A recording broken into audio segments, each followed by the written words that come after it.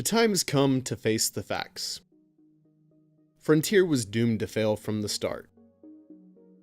The Magic community has been divisive about this plucky young format, but while the road to hell is paved with good intentions, we can see that Frontier was really just ahead of its time.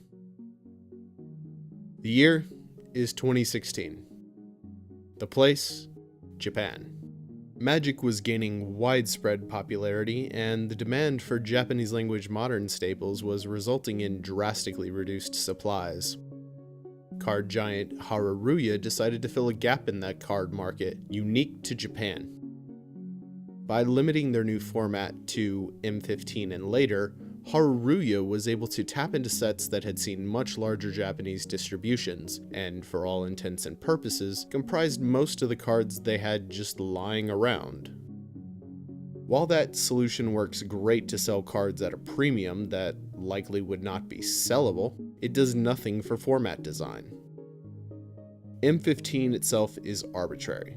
It has no bearing on anything design-wise outside of a slightly different card layout, and being more readily available to the Japanese at the time of its inception. It was not a conscious decision on Wizards' part to start a new format there. It was Haruruya's, and it was a decision that fit the needs of the Japanese people, not the Magic community as a whole. While we're talking about M15, let's talk about the differences between a Frontier format that starts at M15 and an Origins format that starts at, well, Origins.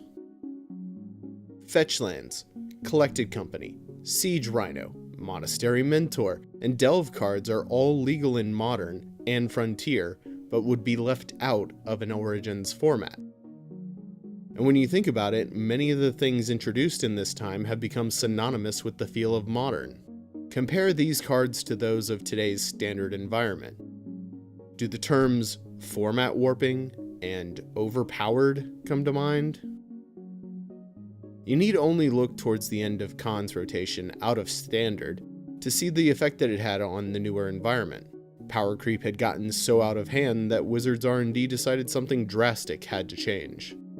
And so out came the Nerf hammer. Across the board, redefining of core Magic concepts were being implemented in Magic's newest core set, Magic Origins. It wasn't by chance the set was named Origins.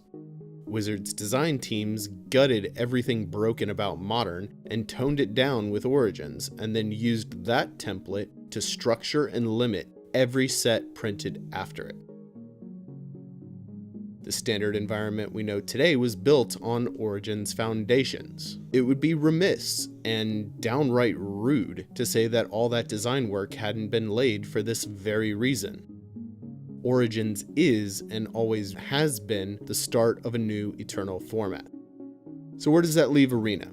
The number one question I see from players is simply, why only standard? Why not this format or that format? And quite simply, the answer is effort. The amount of effort and time necessary to bring Eternal formats of any kind to the digital world is ridiculous compared to just providing standard. People point to MTGO and say you got it working there, and neglect to acknowledge that MTGO is a 15-year-old client, and is only there because of the hard work 15 years can bring. Paper Magic is a huge game, and to translate the scale of it to a digital space takes a very long time. Modern and legacy card pools dwarf standards to the extreme. Let's take a look at this from another angle. Here is a pie graph showing all of the cards in standard format. If Arena wanted to add all the cards from Origins and later, Wizard devs would have to do roughly the same amount of work for Origins as they are doing now for standard. So how much work would have to be done to bring, say, Modern to Arena? Modern legal sets make up an additional 80% of the card pool, for a total of 90% compared to standard. That is 9 times the amount of work necessary just to bring Modern to Arena. Lots of people complain if it doesn't support Commander, I don't care. Well, in order to support Commander, we would need every card in Magic's history. So what would that take? it would take an additional 1,328% of work to bring every card in every set and, by proxy, commander to Arena. This sheer volume of card history is why MTGO has taken 15 years to get to its current state, and why none of the older formats are likely to come to Arena anytime soon. An Origins Eternal format makes the most sense, offering a balanced metagame where your standard legal cards can rotate into and hold value in a digital space, while still being accessible to new and returning players. Modern isn't going anywhere. If you feel the need to play those fetch lands and that collected company, then Modern was made specifically for you. Frontier was merely a push in the right direction that was embraced for all the wrong reasons outside of Japan.